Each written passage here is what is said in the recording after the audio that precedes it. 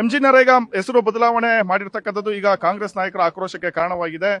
ಬೆಳಗಾವಿ ವಿಧಾನಸೌಧದಲ್ಲಿ ಬೃಹತ್ ಹೋರಾಟಕ್ಕೂ ಕೂಡ ಮುಂದಾಗಿದ್ದಾರೆ. ಸರ್, ಪ್ರಮುಖವಾಗಿ ಇವತ್ತು ಎಂಜಿ ನರೇಗಾ ಹೆಸರನ್ನ ಬದಲಾವಣೆ ಮಾಡಿ ರಾಮ್ಜಿ ಹೆಸರನ್ನ ತೆಗೆದುಕೊಂಡು ಬಂದಿದ್ದಾರೆ.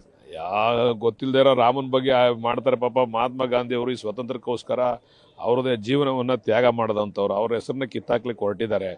ಅವ್ರು ಏನೇ ಕಿತ್ತಾಕಿದ್ರು ಜನಗಳ ಮನಸ್ಸಿನಿಂದ ಮಹಾತ್ಮ ಗಾಂಧಿಯನ್ನ ಕಿತ್ತಾಕ್ಲಿಕ್ಕೆ ಸಾಧ್ಯ ಇಲ್ಲ.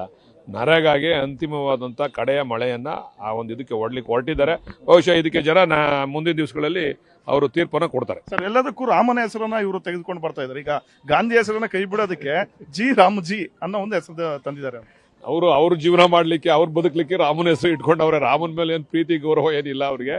ಅವ್ರ ಜೀವನ ಮಾಡ್ಲಿಕ್ಕೆ ರಾಮನ ಹೆಸರು ಇಟ್ಕೊಂಡವ್ರೆ. ಬಹುಶಃ ರಾಮನ ಹೆಸರು ಹಿಡಿಯೋದ್ ಬದಲು ನರೇಂದ್ರ ಮೋದಿ ಅವ್ರ ಹೆಸರು ಇಡೋದು ಒಳ್ಳೇದು ಅಂತ. ಆಮೇಲೆ ಹೆರಾಲ್ಡ್ ಕೇಸಲ್ಲಿ ಈಗ ಡಿ ಕೆ ಶಿವಕುಮಾರ್ ಮತ್ತೆ ನಿಮ್ಮ ಕೇಂದ್ರದ ನಾಯಕರಿಗೂ ಕೂಡ ಒಂದು ರಿಲೀಫ್ ಸಿಕ್ಕಿದೆ.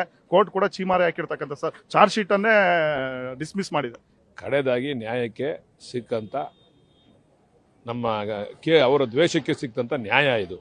ನಮಗೆ ನ್ಯಾಯ ಸಿಕ್ಕಿದೆ. ಎಲ್ಲ ಕೇಸ್ಗಳಲ್ಲೂ ಕೂಡ ನ್ಯಾಯ ಸಿಗ್ತಾ ಇದೆ. ಮುಂದೆನೂ ಕೂಡ ನ್ಯಾಯಕ್ಕೆ ನಮಗೆ ಜಯ ಸಿಗ್ತದೆ. ಸರ್, ಆಮೇಲೆ ಇನ್ನೊಂದು ಪ್ರಮುಖವಾದ ವಿಚಾರ, ನಿನ್ನೆ ರಂಗನಾಥ್ ಅವರು ಸರ್ ಸದನದಲ್ಲೇ ತಮಗೆ ಅನ್ಯಾಯ ಆಗಿದೆ, ತಮ್ಮ ಕ್ಷೇತ್ರಕ್ಕೆ ಬರಬೇಕಾದಂತ ಅನ್ಯಾಯ ಆಗಿದೆ ನನಗೆ ಗೊತ್ತಿಲ್ಲ. ಅದು ನನಗೆ ಗೊತ್ತಿಲ್ಲ.